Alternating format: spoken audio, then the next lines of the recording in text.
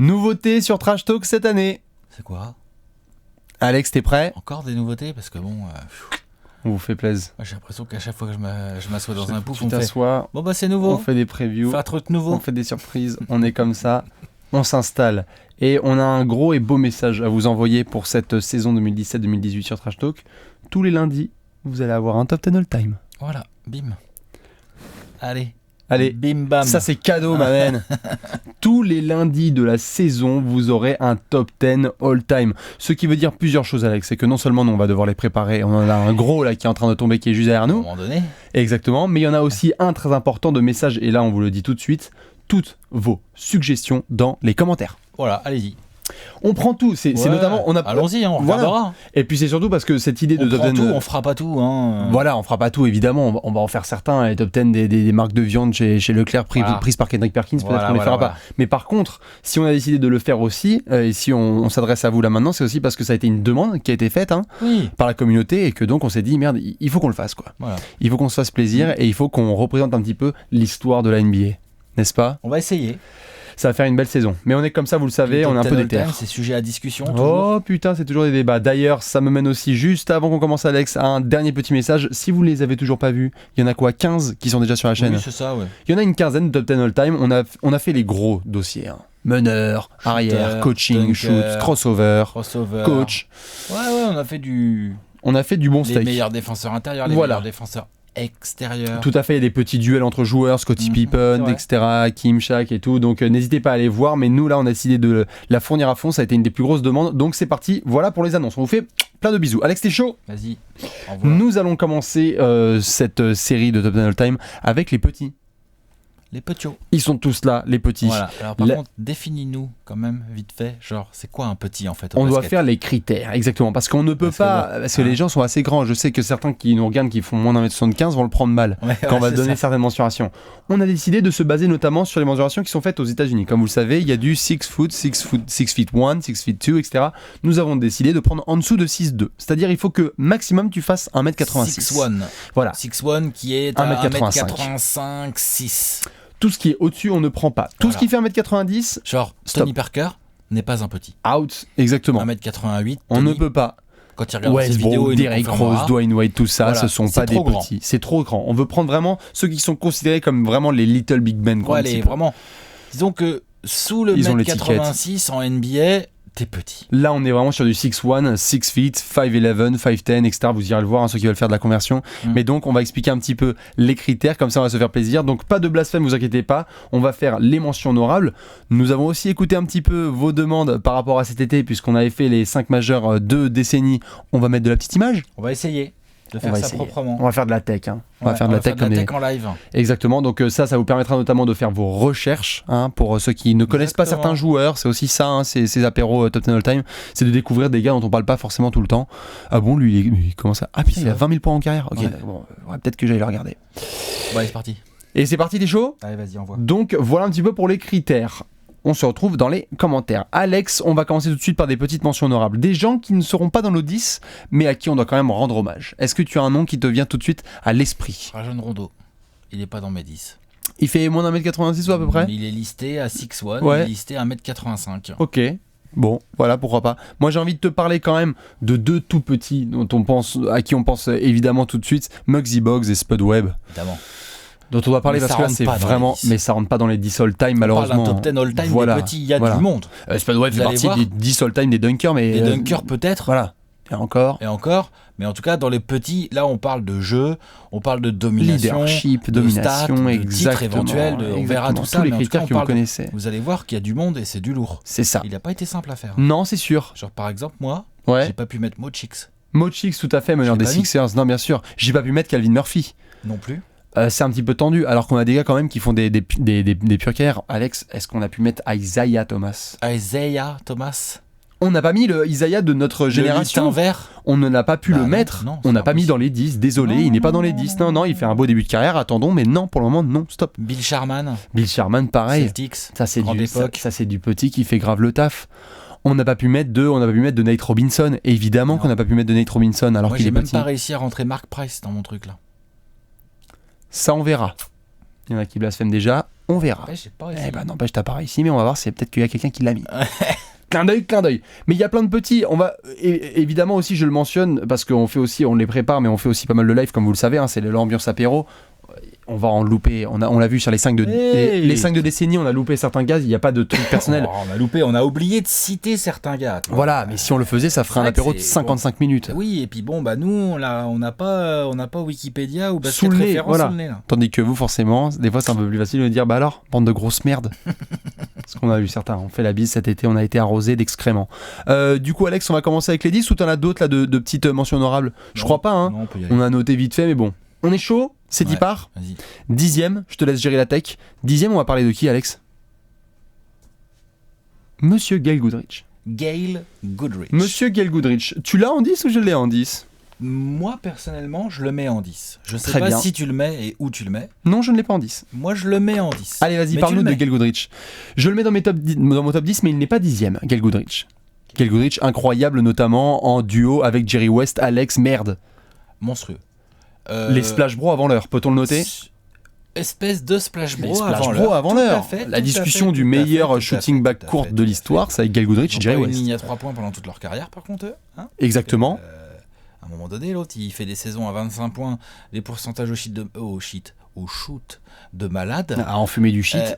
Voilà, tout à fait. Sans ligne à 3 points. Si tu leur mets des lignes à 3 points, ces mecs-là, Jerry West est trop grand pour rentrer dans ce classement all-time. Puisqu'il fait plus d'1m85. Tout à fait. Mais Gail Goodrich qui jouait poste 1, poste 2 de manière équivalente. Oui.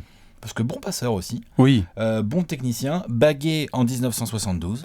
La fameuse saison des Lakers avec les 33 victoires, c'est ça, je crois, de suite, où ils font le taf. Ouais. Voilà. Gros technicien, bon handle, défenseur sous-estimé. All-Star. Vous le voyez, il a bien le look de l'époque, là. Ouais. All-Star, évidemment. All-Star qui fait le taf. 4 fois. Très sous-estimé, c'est vraiment le compère de Jerry West. On ne parle jamais de lui. Clair. Enfin, je veux dire, je suis sûr qu'il y a des gens qui vont regarder cette vidéo et faire putain, c'est qui? Bien sûr. Non, c'est clair, On a d'autres noms derrière un peu plus connus, mais lui, vraiment, j'avais envie de le glisser dans mes 10. Oui. Parce que très très fort, on parle pas de lui, et après, quand t'es là devant les lignes de stats, tu regardes 3-4 highlights, tu fais ok, d'accord. Parce qu'évidemment, on voyait pas les matchs en direct à l'époque. Non, voilà. Mais Gail Goodrich, en effet, on devait lui rendre hommage. C'est Alex qui l'a mis en 10. Moi, vous allez le voir, je l'aurai par la suite. Pour revenir un petit peu sur cette histoire de Splash Bro, tu le dis, il est rarement mentionné. On dit souvent que dans les grands meneurs de l'histoire des Lakers, etc., on dit souvent il y a des gens qui hésitent avec Jerry West. Jerry West jouait plutôt 2. Gail Goodrich était vraiment un 1 qui était vraiment capable de gérer la balle et de positionner un petit peu les Lakers en attaque. En fait, Gail Goodrich, il a dû jouer 2 à certains moments. Exactement. Genre quand il n'y avait pas de Jerry West ou après c'était vraiment limite c'est deux combos les deux. Oui, tout à fait. C'est une autre époque. Tout à fait. C'est une autre époque. Je sais même pas trop à qui on peut comparer Gail Goodrich aujourd'hui en fait, tu vois. J'étais en train de chercher genre en termes de style pour faire comprendre un peu. Tu vois, Gail Goodrich, c'est quoi en fait? C'est compliqué de comparer parce qu'en plus c'est dans le style de jeu, parce qu'en plus il y a eu 2 types de cas, il y a eu une très offensive et une où il a été capable d'installer. Donc on a des saisons à plus de 25 points de moyenne, ça il y a 3 points, tu l'as mentionné. Il y a des saisons où il va flirter avec les 10 passes, enfin il est à 8, 8,5, donc c'est quand même sérieux. Ouais, c'est un sacré joueur, et puis surtout dans une décennie, les années 70, doit-on le rappeler, qui est quand même plutôt dominé par les big men. Et donc là, complètement. Exactement, donc du coup, être un extérieur qui met 25 points de moyenne, c'était pas n'importe quoi. Et bien moi en 10e, Alex, laisse l'image là, ne t'en fais pas. Oh, tu peux si tu veux, d'accord. Tu peux. Pour les prochaines, on la laissera. C'est vrai que c'est bien organisé. Je nous ai mis Kevin Johnson quand même en 10e. C'est bas, je trouve. Ça un peu bas. Alex, le Homer de Phoenix qui commence. Mis sur le podium. Tu nous as mis 2e, spoiler. Rien que pour cette photo, c'est trop bas en fait. Kevin Johnson, doit-on le parler? Maire de Sacramento, mais au-delà de ça. En train d'écrabouiller Hakeem Olajuwon, ligne de fond magnifique. On est en 94, on est en train d'écrabouiller Hakeem à son pic, tout à fait. Voilà. Kevin Johnson, on doit le mentionner parce que pareil, s'il y a des gens, notamment chez les plus jeunes, qui pensent que John Wall, une saison en 20 points 10 passes, c'est le seul à faire. Non. Kevin Johnson, c'est du 22-12. Oui, 22-12. C'est du 22-12. Si je dis pas de bêtises, après, vous irez vérifier les stats, mais je crois qu'il a 3 saisons d'affilée dans ses premières. En 20-10. En 20-10. Tout à fait, en 20-10, ça c'est sûr. On en avait parlé notamment dans le... Pour donner une idée, Chris Paul l'a fait que 2 fois. Voilà. Notamment dans les 5 majeurs de décennie qu'on avait fait pendant cet été, Kevin Johnson, si certains ne le connaissent pas forcément, on est aujourd'hui dans une décennie, là, 2010, où on voit beaucoup de meneurs supersoniques. De dragster. Et qui montent à l'arceau. Kevin Johnson, ça fait partie des pionniers, des piliers. Donc Kevin Johnson, on devait en parler. Bras droit. 1m85. Oui. D'abord un petit peu seul, et puis ensuite bras droit de Charles Barkley dans la grande époque des Suns. Lieutenant de Barkley, mais avant ça, il était leader d'une équipe avec Tom Chambers en Dan Marley et tout. Ça va 2 fois en finale de conf, 89 et 90. Et Hornacek et tout, Steve Kerr non, Hornacek, il est là, il est peut-être là. Faudrait checker les dates exactes. J'ai l'impression que Mayerley, Kevin Johnson et c'était qui le troisième, Danny Manning? Danny Manning, il est passé par là, mais c'était surtout Tom Chambers. Voilà. Et Tom Chambers, en effet, ça c'était une époque des Suns qui est assez sous-estimée. Donc toi, tu l'as en 10. Et je l'ai en 10e KJ, voilà, mais en effet, donc, le dunk monstrueux sur... Kevin Johnson en 10. Numéro 10. Balancez au fur et à mesure votre top 10. Alex, on passe en 9e place. Tu nous as mis qui, Lenny Wilkens? Monsieur. Très bien, Lenny Wilkens. Lenny Wilkens. Oui. Je l'ai mis. Pas ma cam. Il n'est pas dans mes 10. C'est mon 9e, moi. Toi, il n'est pas dans tes 10 carrément. Non, il n'est pas dans mes 10. Moi, c'est mon 9e. Pour une raison simple. Un peu comme Gail Goodrich, on parle jamais de ce mec. Non, on n'en parle jamais, mais parce que... On se rappelle du coach. On se rappelle du coach, en fait. C'est vrai, parce que le joueur, il fait ça son taf, à Saint-Louis. Il y a 1100 et quelques matchs de NBA. Ah non, longévité. Genre en mode longévité, et les chiffres sont là, genre... Faudrait regarder les stats exactes, mais c'est un garçon, il a 7-8 passes de moyenne. Non, c'est 17-8, c'est 17-8. Voilà. Bien sûr. Pendant 15 ans. Non, pendant 15 ans. Et puis entre Saint-Louis, Portland et d'autres équipes, un petit peu. Il n'est pas retenu souvent parce qu'il a fait beaucoup de franchises. Donc du coup, c'est un peu compliqué. Il s'est un peu baladé. Il est un peu plus dur à identifier. Là, j'ai pris une photo, il est à Portland. Bon, alors que c'est Saint-Louis, c'est une légende des Hawks, si je peux me permettre. Une légende des Hawks. D'ailleurs, il a été coach des Hawks, joueur des Hawks. Coach de Dominique Wilkins. Bien sûr. En partie, ouais. Il a coaché Seattle aussi, ce monsieur, non? Il a coaché beaucoup de monde. Il a coaché Seattle, il a coaché pas mal d'autres franchises, donc forcément, il a même... Grand coach également. Ouais, il est passé par la côte Est avec, je sais pas s'il a fait les Knicks, mais il a dû faire... Grand coach, hein. Ouais. Il a un paquet de wins. Hein. Ouais, c'est pour le coup en régulière. Je l'ai mis en 9e parce que j'avais envie de parler de ce garçon. Je peux comprendre. T'as qui en 9e, toi? Moi en 9e, pour le coup, t'inquiète pas, t'as pas à changer d'image, on peut en parler tranquillou, puisque c'est Gail Goodrich. Voilà. Moi je l'ai en 9e, donc voilà, c'est juste un petit puzzle qui est fait. Et puis ça nous permet aussi, dès le début du top 10, de rendre hommage à des joueurs dont on ne parle pas souvent. Voilà, exactement. Ouais. Donc c'est des gars. Après, il faut être réaliste. C'est pas parce qu'on n'en parle pas souvent qu'on va pouvoir les mettre plus haut que certaines espèces de brutes dont on va parler par la foulée. Mais il faut les mentionner. Il faut les mentionner parce que aussi vous irez le voir et vous irez vous documenter, notamment ceux qui le veulent. Quand on est capable de blasphémer un petit peu juste dans la NBA actuelle et de se dire que Isaiah Thomas de Boston ou de Cleveland, pardon, tu peux pas le mettre devant Lenny Wilkens. Le gars, il a fait quoi? Il a Kevin Johnson, 3 saisons de bonnes. Tu ne peux pas le mettre là-dedans. Tu ne peux pas mettre de Nate Robinson devant. Tu peux pas mettre de Spud Webb ni de Muggsy Bogues. On est dans des meneurs, notamment. On doit le mentionner, Alex, qui sont aussi leaders. C'est important. Passeur, scoreur. Lenny Wilkens, il était assez sérieux en défense. Enfin, voilà quoi. Bien sûr. Donc toi, t'as Goodrich en 9. Exactement. Okay. Toi, t'as Lenny Wilkens. On passe en 8. Moi, j'ai Kevin Johnson, donc du coup. Ah non, oui, en 8, pardon, excuse-moi. Oui, non, en 8, j'ai Mark Price. Moi, j'ai Kevin Johnson. Donc Kevin Johnson, on en a parlé. Moi, je le mets 8, je le mets pas 10 comme Bastien qui aime bien blasphémer les genres des Suns. Bon, ça, si t'allais nous mettre 3ème, qu'est-ce que je te dise? Non. Kevin Johnson. Je le mets 8. Je le mets devant Gail Goodrich. Ah, ça va, j'ai pas fait un blasphème. Devant Lenny Wilkens. 10e. Non, c'est pas un blasphème, c'est clair. Mais voilà, je le mets un petit peu plus haut. Voilà, parle-nous de Mark Price par contre. Mark Price par contre. Moi, j'ai pas mis. Hein. Pour moi, il rentre pas. J'ai pas réussi à le mettre. Et ça parle de blasphème. Très bien. Je préfère Lenny Wilkens. Ok, très bien. Je préfère Mark Price. Mark Price, dont on a parlé aussi dans le top 10, vous irez le voir, le 5 majeur de décennie de la période des années 90, si je ne dis pas de bêtises. On a parlé aussi un petit peu dans les années 80, mais Mark Price, membre du club 180, c'est-à-dire plus de 50% au tir, 40% à 3 points et 90%. C'est un mec, c'est la belle époque des Cavs quand même, qui allait quand même en playoff et qui faisait le taf. Ça a duré longtemps. Hein. Oui, c'est le joueur aussi qui a inventé le split derrière le pick and roll, pour ceux qui iront le voir. C'est-à-dire que quand aujourd'hui vous le voyez avec Dwayne Wade ou avec d'autres joueurs, quand il y a un écran qui arrive, de pas prendre forcément derrière l'écran, mais de prendre directement au milieu, c'est lui qui l'a apporté. Entre deux joueurs. Oui, entre deux joueurs. Ouais. C'est lui qui l'a bien démocratisé quand même à NBA, Alex, il faut le prendre en compte. Et puis ce sont des saisons de All-Star. Ah, tu me parlais de 20 points et 10 passes. Il a pas fait. Non mais il a pas fait 20 points et 10 passes, mais il a fait du 19 points et 9 passes. Hein. Oui, mais il fait quand même des grosses saisons. Et avec les Cleveland de la belle époque. 8 ans, 5 ans. Non, je vois que t'es un hater, mais c'est pas grave. Je vois que t'es un hater. Ah non. Je suis pas un hater de Mark Price, mais j'arrive pas à le rentrer dans mon top 10. Mark Price, il fait une équipe olympique ou pas? Je pense que oui, non? Voilà. Il a dû, non? Bien sûr. Ouais. Oui, bon, après, Lenny Wilkens, forcément, le pauvre. Non, mais tu me dis qu'est-ce qu'il a fait en carrière? Mark Price, il a fait quand même, il a fait notamment l'équipe olympique. Voilà, c'est un joueur que j'affectionne tout particulièrement parce que techniquement, en tout cas. Techniquement, c'est un garçon sérieux. Chez les lancers, c'est quoi le podium des meilleurs tireurs de lancer de l'histoire? Steve Nash. Mark Price, il est dans les 90%, il est à 89%. Il est tout en haut. Oui, Mark Price, c'est un shooter. C'est un coach de shoot. Je dis pas que c'est pas un shooter. De ouf. D'ailleurs, on avait dû parler de lui dans notre classement des shooters. Des shooters aussi, tout à fait, voilà. Bien sûr. Et là, je le trouve plus adapté. Dans un classement de petits, défensivement, Mark Price, et voilà. Non, c'était très dur à défendre sur lui, Brad Daugherty, mais je peux comprendre que tu ne sois pas d'accord. Je le mets pas dans mon top 10. C'était les Cavs de la belle époque, vous irez voir. Voilà. Ok. Il était membre notamment, si je dis pas de bêtises, du plus gros blowout de l'histoire avec contre Miami, là, l'espèce de 140-78, un truc à plus 68 points. Enfin bref, la belle époque avec Danny Ferry, etc. Ouais, non, tout à fait. On enchaîne. Je regarde ce que j'ai mis. Ça, c'est 8ème place. Kevin Johnson. Mark Price, Kevin Johnson. Je sors le téléphone, on est à l'ancienne. Qui tu nous as mis? Qui on a mis en 7ème? Moi, j'ai mis Tim Hardaway. J'allais dire Junior. Beau gosse, moi je l'ai mis aussi. Nous sommes en 7ème place avec Tim Hardaway. Le meilleur crossover de l'histoire. Killer crossover. Bon, ça vous irez le voir, parce que c'est Alex encore. Vous irez le voir dans le top 10 des crossovers all time. Voilà, pas de spoiler, mais Alex qui nous balance ça. Mais monsieur crossover, killer crossover. Le U-Tep two-step. Et pas que ça. Et pas que ça. Tiens, tu parlais saison 20-10. Il y en a deux, Pépère. Il y a du All-Star. Ah bah, il y a grave du All-Star. Donc lui, 2 saisons en plus de 20 points, plus de 10 passes. Il y a du All-Star. Il y a le Run TMC. Il y a le Run TMC, il y a le Miami de la belle époque aussi, de la fin des années 90. Ouais. Genre, le Pépère, il l'a bien sur ses épaules. Il y a l'homophobie. Il y a l'homophobie, tranquille, il l'a bien sur ses épaules aussi. Ouais. C'est un homophobe affirmé, assumé. Et puis... Après, chacun son... Hein. Lui aussi, c'était pas vraiment un dragster à la Kevin Johnson, mais c'était quand même puissant. Hein. C'était quand même puissant au démarrage. Ça monte. Épaule, défense, interception. Tout à fait. Meneur très complet. Gros trash talking. Gros trash talking, des chevilles incroyables. Et puis trash talking de malade là. Trash talking sur Charles Barkley et tout, bien sûr. In your face.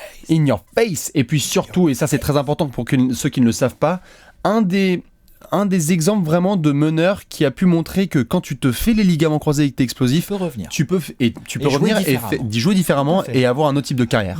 C'est très bien que tu le mentionnes. Gros cerveau basketballistique, non pas que les autres en soient pas. Non. Tim Hardaway sous ses airs d'imbécile un peu qui est homophobe et tout ça, et puis joueur de t'as l'impression genre il est bas du front. Bien sûr. Sur un parquet, le Pépère il a du QI basket comme on dit. Non, c'est clair. Et puis donc il se fait les ligaments croisés alors que c'est un joueur extrêmement explosif en début de carrière, à la Derrick Rose entre guillemets un petit peu. Et puis par contre derrière il a 2 ans de galère, il revient et il est à Miami, il est incroyable. Il est à nouveau All-Star et de faire ça des saisons à nouveau en 20-10 alors que tu viens de te faire les ligaments croisés. C'est fort. Adaptation dans ton jeu, c'est vraiment un template. À Miami, mais il était pas loin. Oh, il fait du 19-9 tranquille, peinard. Ouais, tout à fait. Et puis changer de style de jeu, donc comme tu l'as mentionné, d'abord hyper offensif à Golden State et après bien gestionnaire à Miami.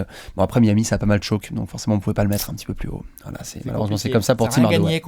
Il doit être clairement incroyable Tim Hardaway dans les années 90 et chez les petits meneurs. On passe en 6ème place. Je crois que je l'ai en 6. Tu l'as toi? Pas en 6. Ok, très bien. Monsieur Bob Cousy. Bah, ils l'ont tous reconnu, tout le monde a reconnu Bob Cousy. Houdini. Le génie, le wizard des terrains. Le wizard, c'est le sorcier, évidemment. C'est vraiment Houdini. C'était la référence à la main des Celtics dans les années 90. Monsieur Fast Break, la création de la contre-attaque sous notamment Red Auerbach, avec défense de Bill Russell, balle pour Bob Cousy et sa contre-attaque avec des ailiers sur les côtés. C'est Bob Cousy, messieurs. Ouais, tout à fait. C'est ça. C'est 6 bagues, si je dis pas de bêtises. C'est 6 titres, c'est All-Star incontestable. Une des premières vraies stars de la NBA. Belle longévité, mine de rien, le Pépère. Et puis ça score, et puis ça passe, et puis ça prend du rebond. Ouais. Joueur assez all-around. Tout à fait. Showman. Malgré ce qu'on pourrait éventuellement en croire, où on le voit dribbler comme ça, on se dit vas-y, c'est quoi ce sport? Non, les passes dans le dos, les passes dans le dos dans les années 60. Le Pépère, il faisait des passes dans le dos dans les années 60. C'était déjà le genre de meneur qui va te gratter 4, 5 rebonds tous les soirs. C'est ça. Donc de la passe D, des bons pourcentages au shoot, malgré un espèce de geste à une main un peu bizarre. Si Sam Jones, si tous les gars ont des points aussi, c'est parce qu'il a fait du caviar. Toi, tu l'as mis en 6, moi je l'ai mis dans mon top 5. Ok. Je l'ai mis 5e. Très bien, je peux comprendre. Parce que aussi, oui, tout à fait. Il a de la bagousse dans tous les sens, donc forcément aussi identitairement, historiquement, il est important, Bob Cousy. Et très sous-estimé. Oui. Très sous-estimé. Donc, en effet, on devait lui rendre un petit peu hommage. Qu'est-ce qu'on peut ajouter? Juste sa fin de carrière, elle est un petit peu tristounette. Vous irez le voir un peu, ceux qui veulent. Il y a du changement d'équipe, il y a forcément des petites adaptations. Physique qui a commencé à jouer des tours aussi. Voilà, et donc forcément, c'était pas comme on aurait aimé le voir, c'est-à-dire à Boston avec la gloire entière. Mais en tout cas, dans une époque aussi où les joueurs, on doit le mentionner aussi, Alex, dans une époque aussi où les joueurs blancs étaient très vénérés par rapport aux blacks, forcément. Dans une époque un peu américaine des années 60 qui était un petit peu compliquée, Bob Cousy, c'était Dieu le dieu du basket. C'était vraiment la légende. Donc vous irez le voir un petit peu, c'est assez marrant, c'est highlights, c'est assez cool de dribbler tout main droite. C'est drôle. Dribbler entre les joueurs, c'est une autre époque. Les contre-attaques de Bob Cousy, il faut regarder ça au moins une fois dans sa vie, c'est obligatoire. Et puis après, vous irez jouer en Converse dehors avec des chaussettes montantes et vous irez comprendre à quel point c'est fort quand même. Et ça va pas vous faire une cheville. Exactement. Allez, on passe tout de suite en 5ème place si je dis pas de bêtises. Chez moi c'est 6ème, chez toi c'est 5ème. Tiny Nate Archibald. Tiny ça veut dire petit. Ça veut dire petit. Nate Archibald. Voilà. Nate Archibald. Alors, je l'ai mis 5ème, mais bon. Longévité ça se joue 0. Longévité 0. Des blessures, des machins. Par contre. De la saison. Saison 73-74. 30-10 Ouais. 30 points, 10 passes de moyenne. Oui. Meilleur marqueur et meilleur passeur de la même régulière. Je crois que c'est 60. C'est la 73-74, faudrait que je vérifie, je sais même plus. Ce n'est pas arrivé depuis. Désolé Westbrook, désolé Harden, désolé machin, ça n'existe pas. L'année dernière, Harden meilleur passeur, ils se sont marchés sur les pieds. Marqueur, ils sont un peu bouffés. Voilà. Mais voilà, l'autre, Pépère là. Du 30-10. Du 30-10. Meilleur marqueur, meilleur passeur, sous le maillot donc des Kings qui étaient à l'époque à Kansas City. Je crois même que c'était encore les Kansas City. Omaha Kings. Omaha Kings, c'est quand même un délire ça. Beau maillot, disparu, splendide maillot que je trouve très très beau. Et donc splendide joueur, parce que là aussi on a un joueur un petit peu, on l'a pas mentionné parce qu'il est beaucoup plus grand, mais c'est aussi l'ère du Earl Monroe, Tiny Archibald, avec des joueurs de playground qui arrivent en NBA, qui imposent leur style. Exactement. Ça dribble, alors pour le coup ça dribble de demain, là tu peux y aller. Ah bah là par contre, ça spin move. L'arrivée du spin move aussi en NBA, c'est du Tiny Archibald et Earl Monroe. Flotteur.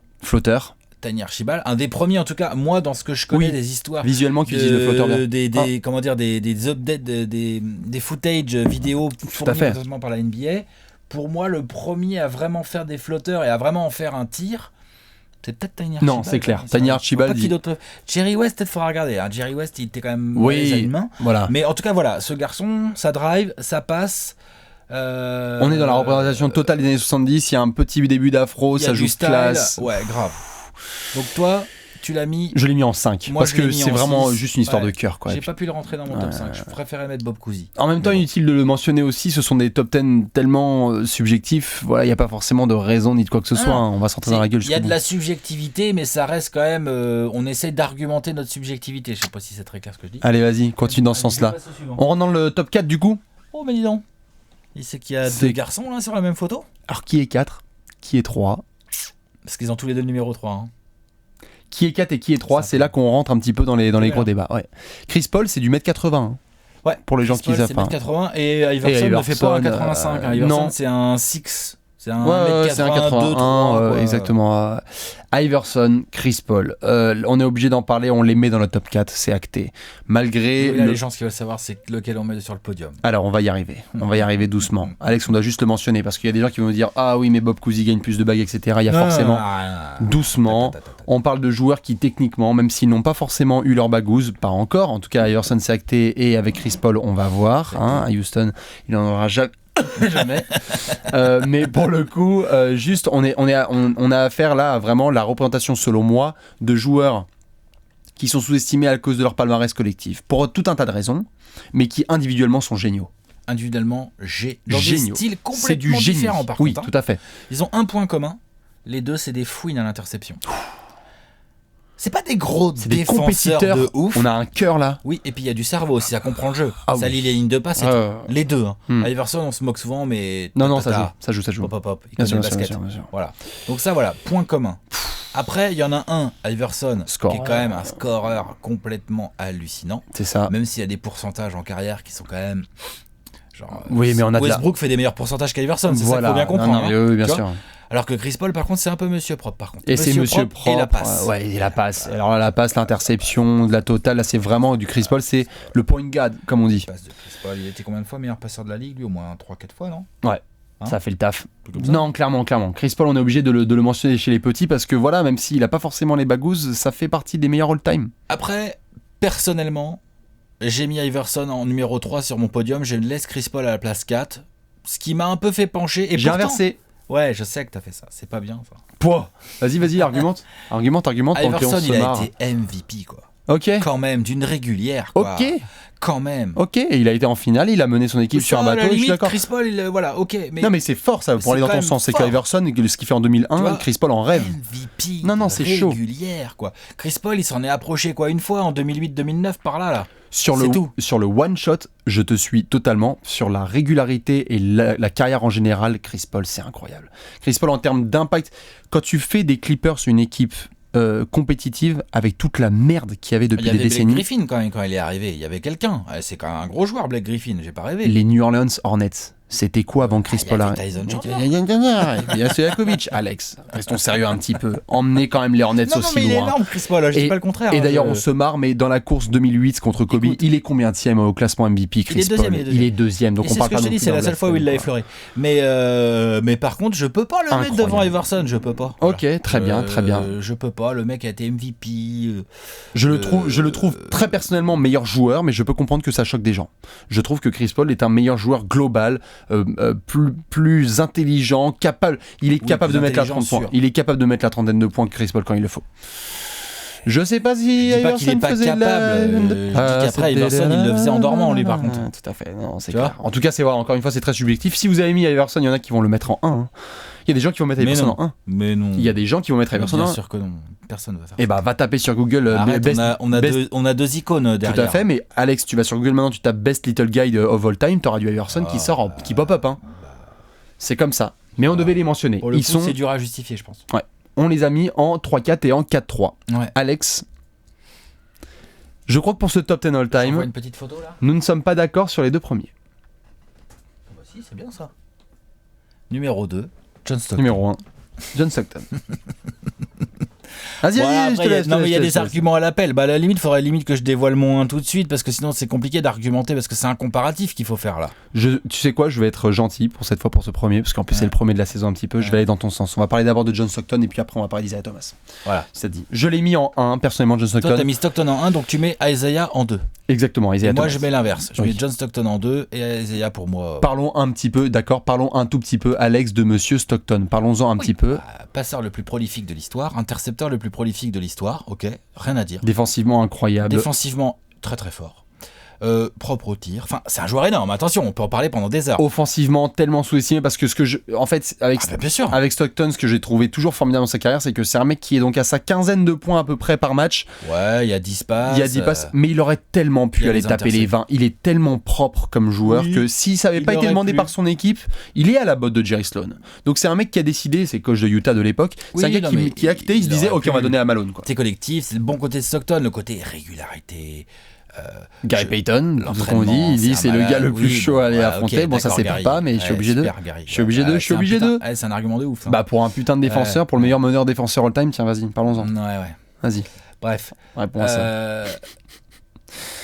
Non mais oui, pour le coup, Stockton toujours à l'heure à l'entraînement, il a raté très peu de matchs dans sa carrière, il a fait des énormes saisons régulières absolument fabuleuses, suivi très régulièrement de campagne de playoff. Tellement sous-estimé. De campagne de playoff excellente. Il est extrêmement sous-estimé. C'est pour ça. Team. Quand tu me dis tout à l'heure qu'il y a des gens qui peuvent mettre Iverson devant John Stockton. Non, mais c'est dingue. Non. Ouais, non. Non, trop fort. NON. Trop fort. Dream Team, mais en plus les doigts dans le nez, genre il n'y a pas de discutade. Pour faire un Dream Team, je sais que toi tu vas vouloir discuter, mais pour moi il n'y a pas de discussion. Voilà, pour qu'il fasse la discussion. Tellement de la discussion. Pour enlever un autre joueur peut-être, mais en tout cas Stockton il a sa place là-dedans. Il a sa place dans cette équipe. Voilà, exactement. Nous sommes d'accord. Il va pas avoir non plus 150 meneurs. Non, je sais, mais pour le coup je pensais qu'il avait vraiment sa place là dans cette équipe. Je dis pas qu'il a pas sa place. Je dis que c'était compliqué d'emmener tout le monde. Non, c'est clair. Et que pour moi, il y a un garçon qui n'y est pas allé. On va y venir. Pour des raisons.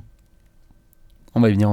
Pour des raisons qui existent, on va y venir, Alex, sur le dossier. Isaiah, je termine juste un petit peu avec Stockton, juste pour lui faire plaisir, parce qu'on prend ces gros formats aussi pour parler un petit peu de ces joueurs.